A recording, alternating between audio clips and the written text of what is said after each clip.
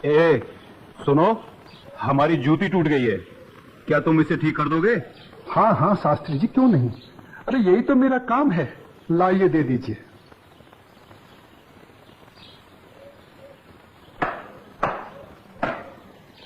लीजिए शास्त्री जी, आपकी जूती ठीक हो गई। कितने पैसे हुए? जो मन करे दे दीजिए। ये लो। शास्त्री जी, बुरा ना मानो तो एक बात पूछूं? जो पूछना है जल्दी पूछो, हमारे पास समय नहीं है।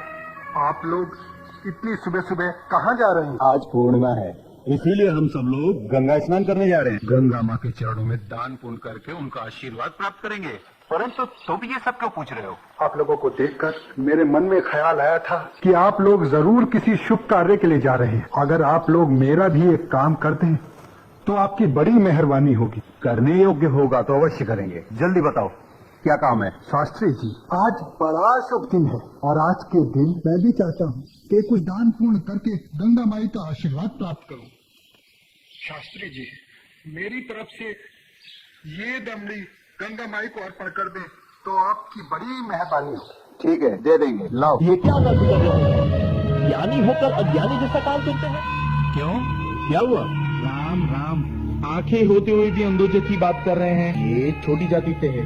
अगर इसकी छुई हुई दमड़ी आपने छू ली तो आप भी अपवित्र हो जाएंगे। गंगा जी में डुबकी लगाने के बाद भी पवित्र नहीं हो पाएंगे। राम राम राम राम। हाँ, तुम ठीक कह रहे हो। सुनो, तुम अपने दमड़ी इस पत्थर पर रख दो। जैसी आपकी आज्ञा।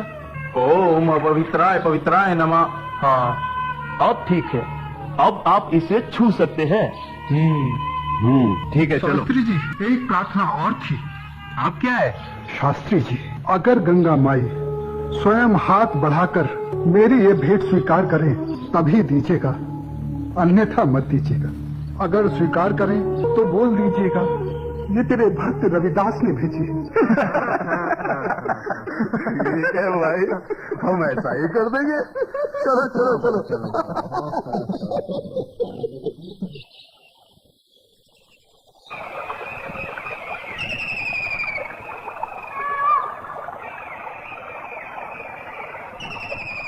जय हो गंगा मैया की। हे माँ, तू अपनी कृपा सदा हम पे बनाए रखना माँ। यदि हमसे कोई पाप हो जाए तो अपने इस पावन जल से उसे धो डालना माँ। हे माँ, तू अपनी शरण में हमें सदा रखना माँ। जय हो गंगा मैया। अरे मित्र, आप कुछ भूल रहे हैं। क्या? अरे वही शूद्र जिससे आपने अपनी जूती ठीक करवाई थी, उसकी दी हुई दमड़ी। अरे उसने कहा था कि स्वयं गंगा माता हाथों से स्वीकार करे तो देना, अन्यथा नहीं। पागल कहीं का। अरे भाई, याद आया। यही दमड़ी ना? हाँ। हे गंगा मैया, ये दमड़ी उस शुद्ध रविदास ने आपको भेंट करने के लिए दी है और ये भी कहा है यदि आप स्वयं अपने हाथों से इसे स्वीकार करें तो ही हम आपको दें। जय हो गंगा मैया। अरे गुरुजी, आप भी क्या उस शूद्र की बातों में आ गए? भला ऐसा भी कहीं हो सकता है कि स्वयं गंगा माँ अपने हाथों से उस शूद्र की भेंट स्वीकार करे? अरे जब हम लोग शूद्र की दी हुई चीज नहीं लेते तो ये गंगा मैया कैसे लेंगी? मैं एक काम करता हूँ, ये दमड़ी मैं अपने पास रख लेता हूँ। मेरा आने और जाने का खर्चा निकल जाएगा। आज दान और पुण्य में बहुत खर्चा हो गया है। ठीक है भाई, इस दमड़ी को तुम ही रख लो। अब चले? चलो भाइयों। ठहरो, इधर लाओ। मेरे भक्त रविदास की दी हुई भेंट मुझे दे दो। मैं अपने भक्त की भेंट स्वीकार करती हूँ। मैं अपने भक्त की भक्ति से बहुत प्रसन्न हूँ। लाओ, वो दमड़ी मुझे दे दो।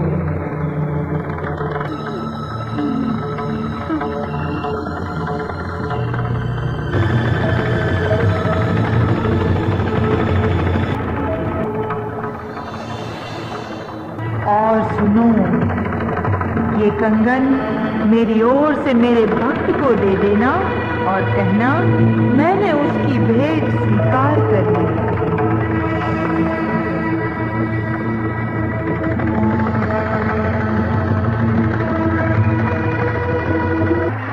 चलो भाई, चलो यहाँ से जल्दी चलो। ये मुझे लगता है ये जरूर उस शूद्र का फैलाया कोई माया जाल है। चलो।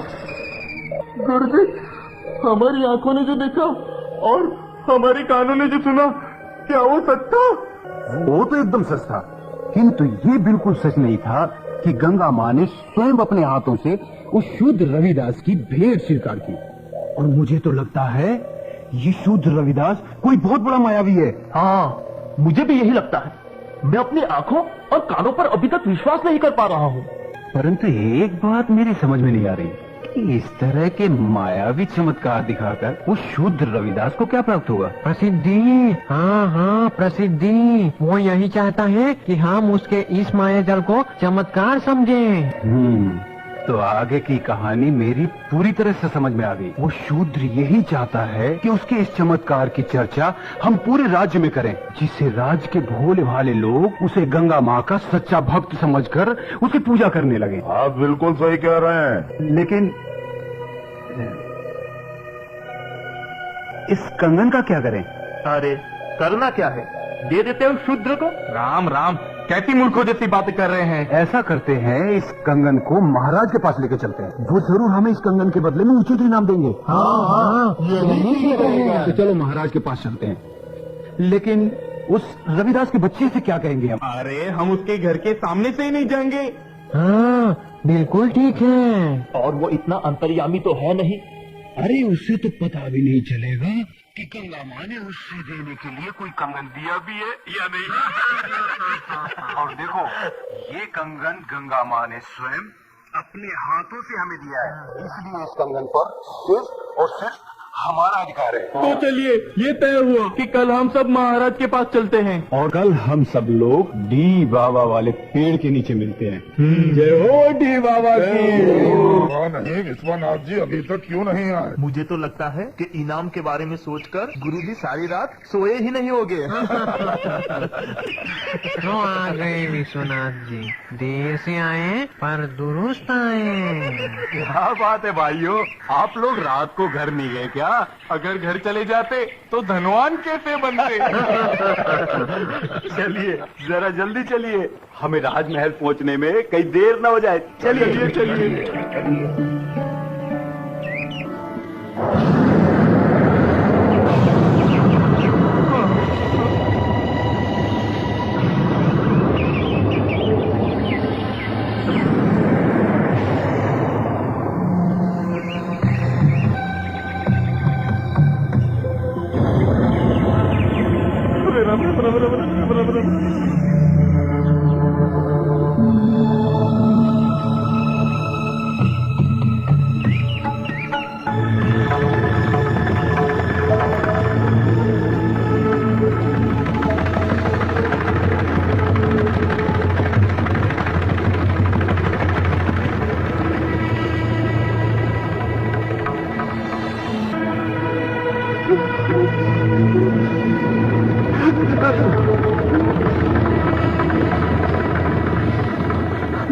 अब ये कौन सी माया है शूद्र रविदास की?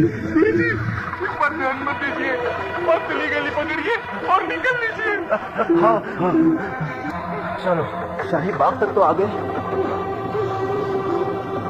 गुरुजी, आप ये बार बार पीछे मुड़कर क्या देख रहे हैं? कुछ नहीं। मैं तो देख रहा था अपने वो गुरु हरिशंकर जी कहाँ रह गए। लगता है वो डर गए और डर गए। वो कहीं का। चलो महाराज से मिलते हैं। अरे भाई द्वारपाल, हम लोगों को महाराज से अभी मिलना है। अभी सूचना देता हूँ। रुको, पंडित जी के लिए सूचना की कोई आवश्यकता नहीं है, इन्हें महाराज से अभी मिलवा देते हैं। आइए, चलो भाइयों। चलो।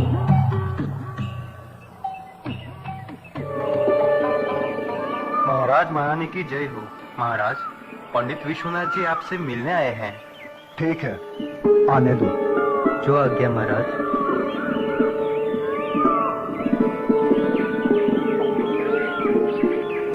महाराज की जय हो। महाराजा काशी नरेश और महारानी को मेरा प्रणाम स्वीकार हो।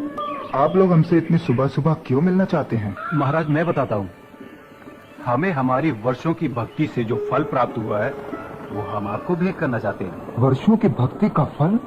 हमें तो कुछ समझ में नहीं आया। अगर भक्ति का फल आप लोगों को मिला है तो उसे आप हमें क्यों देना चाहते हैं? क्योंकि महाराज ये हमारे किसी काम का नहीं, ये तो सिर्फ महारानी जी के योग्य है।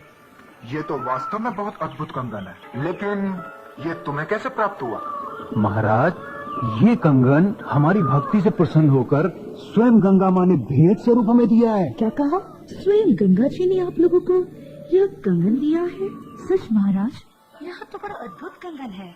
इसने तो हमारा मन मोह लिया है। लेकिन इस एक कंगन का हम क्या करेंगे? इनसे कहिए इसके साथ का एक और कंगन लाकर दे। सुन लिया विश्वनाथ जी, अब आप लोग पूजा और भक्ति करके गंगा माँ से हमें इसमें का दूसरा कंगन भी लाकर दें। हम आपको मुंह मांगा इनाम देंगे। क्षमा करें महाराज, लेकिन इसमें का दूसरा कंगन हम आपको नहीं दे सकते। क्यों नहीं दे सकते? हमारी आज्ञा का उल्लंघन करने की तुम्हारी हिम्मत? असल में महाराज, ये कंगन गंगा माँ ने हमारी भक्ति से प्रसन्न होकर हमें नहीं दिया, बल्कि उस शूद्र रविदास की भक्ति से प्रसन्न होकर उसे भेंट करने के लिए दिया है। क्या कहा? गंगा माँ ने स्वयं ये कंगन रविदास को भेंट करने को दिया है? हमें यकीन नहीं हो रहा। हमें सारी घटना विस्तार से बताओ। बताता हूँ।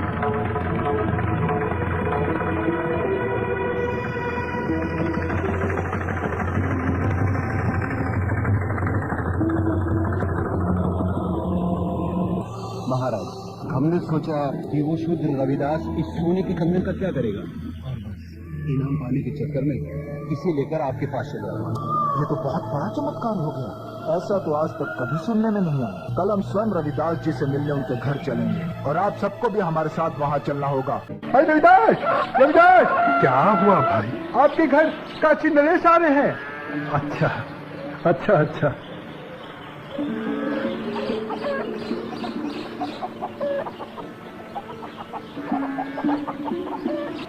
रविदास जी, महाराजा काशी नरेश आपसे मिलने आ रहे हैं। मुझसे मिलने आ रहे हैं? पर क्यों? आपने आने का कष्ट क्यों किया? अगर मुझसे कुछ अपराध हुआ है तो मुझे बुलावा भेजना होता, मैं स्वयं हाजिर हो जाता। वाह ढोंगी वाह, बनकर अपना भोलेपन का नाटक। महाराज, इसके भोलेपन को मत चलिएगा, बहुत बड़ा ढोंगी और मायावी। तुम चुप रहो। हमारे सामने फिजूल की बात की तो जुबान कटवा देंगे। रविदास जी, तुमसे कोई अपराध नहीं हुआ है जो तुम्हें हमारे समक्ष उपस्थित होना पड़ता। दरअसल हम यहाँ अपने स्वार्थ और लालच के कारण आए हैं। हम तुमसे कुछ मांगना चाहते हैं। ये आप क्या कह रहे हैं महाराज? मैं गरीब भला आपको क्या दे सकता हूँ? मैं तो जूते बनाकर चमड़े का छोटा मोटा काम करके बड़ी मुश्किल से अपनी गृहस्थी पालता हूँ। आप तो राजा हैं। आपकी कृपा से तो ना जाने कितने घरों के चूल्हे रोज जलते हैं। रविदास जी, हमें इसमें का दूसरा कंगन चाहिए जो केवल तुम ही हमें दे सकते हो। मैं इसमें का दूसरा कंगन मांगना हमारी मजबूरी है। इस कंगन ने हमारी महारानी का मन मोह लिया है। ये कैसे संभव है महाराज? भला मैं इसमें का दूसरा कंगन कैसे दे सकता हूँ? ये तो बड़ा मूल्यवान लगता है और मेरी ये हालत आपसे छुपी हुई नहीं है महाराज। रविदास जी, ये कंगन हमें तुम्हारी बदौलत ही प्राप्त हुआ है। मेरी बदौलत आपको ये कंगन प्राप्त हुआ है? महाराज, मैं कुछ समझा नहीं। हम तुम्हें बतलाते हैं।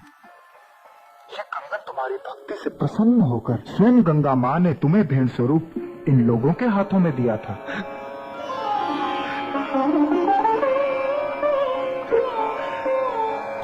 आप सच कह रहे हैं ना महाराज?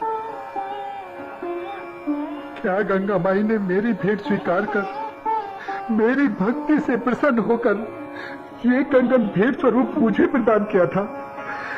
तेरा लाख लाख शुक्र है गंगा माँ।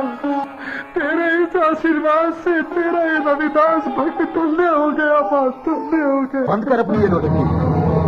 ये तो सब तेरा रचाया हुआ माया जाल है। मैं भला ऐसा किस लिए करूँगा? प्रसिद्धि पाने के लिए।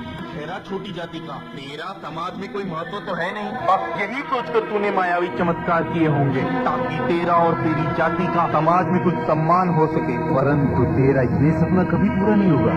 अगर तू सचमुच में गंगा माँ का सच्चा भक्त है तो गंगा माँ से दूसरा कंगन इसमें मंगा ले और महाराज को दे दे। गुरुजी, मायावी चमत्कार एक आध बार होते हैं, बार बार नहीं। महाराज चलिए यहाँ से, यहाँ आपको कुछ हासिल नहीं होने वाला। मैं चमत्कार दिखाने और देखने के पक्ष में नहीं हूँ। मैं तो सिर्फ इतना जानता हूँ कि प्रभु की भक्ति सच्चे मन और पवित्र आत्मा से की जाती है। किसी की भक्ति को नीचा दिखाकर अपने को बड़ा साबित करना, ये प्रभु के भक्तों को शोभा नहीं देता। तू हमें उपदेश मत दे। तू सचमुच में ही इतना बड़ा भक्त है तो चल गंगा के तट पर और कर दे महाराज की इच्छा पूरी। शास्त्री जी, अगर आप मेरी भक्ति की परीक्षा ही लेना चाहते हैं तो उसके लिए गंगा माई के तट पर जाने की क्या आवश्यकता है? क्या मतलब? मतलब कुछ नहीं शास्त्री जी, मन चंगा तो कठौती में गंगा। शास्त्री जी, अगर मेरी भक्ति सच्ची है तो गंगा माई को मेरी इस कठौती में से प्रकट होकर मेरी भक्ति की लाज रखनी होगी। तो तुम्हारे कहने का मतलब है कि गंगा माँ स्वयं तुम्हारे इस गंदे पानी से प्रकट होगी और तुम्हारी भक्ति की लाज रखेगी। हमेशा नीचे ही सोचे। तुम अपनी बकवास बंद करो। हमें तुम्हारे भक्ति पर बिल्कुल भी संदेह नहीं। यदि तुम हमें दूसरा कंगन नहीं दिला सकते तब भी हमें तुमसे कोई शिकायत नहीं है। नहीं महाराज, अब बात सिर्फ कंगन की नहीं, मुझ जैसे नीच जाति के भक्त की है। अगर मैं इस तरह हार गया तो मेरी जाति में जन्म लेना बेकार हो जाएगा और ये मेरी जाति के माथे पर कलंक होगा और मैं अपनी जाति के माथे पर कलंक बर्दाश्त नहीं कर सकता। मेरी जाति, मेरा समाज मेरे नाम को धिक्कारे, ऐसा मैं कभी नहीं होने दूंगा। महाराज, मैं आपकी इच्छा पूरी करने का प्रयत्न करता हूँ। आओ भाइयों, पहाड़ के नीचे।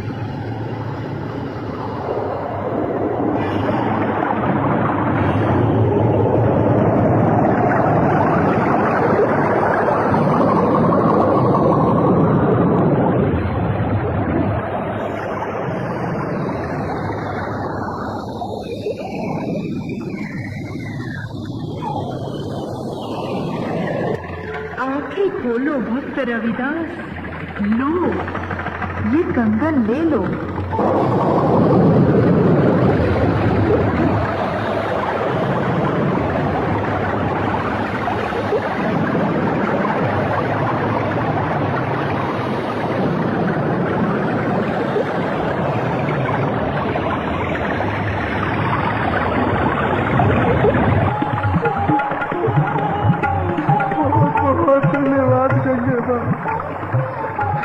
आज तूने छोटी जाति को और छोटा होने से बचा लिया माँ। तूने मेरी लाज रख ली, वरना तेरा ये भक्ति रविदास आज किसी को मुंह दिखाने में काबिल न रहता माँ।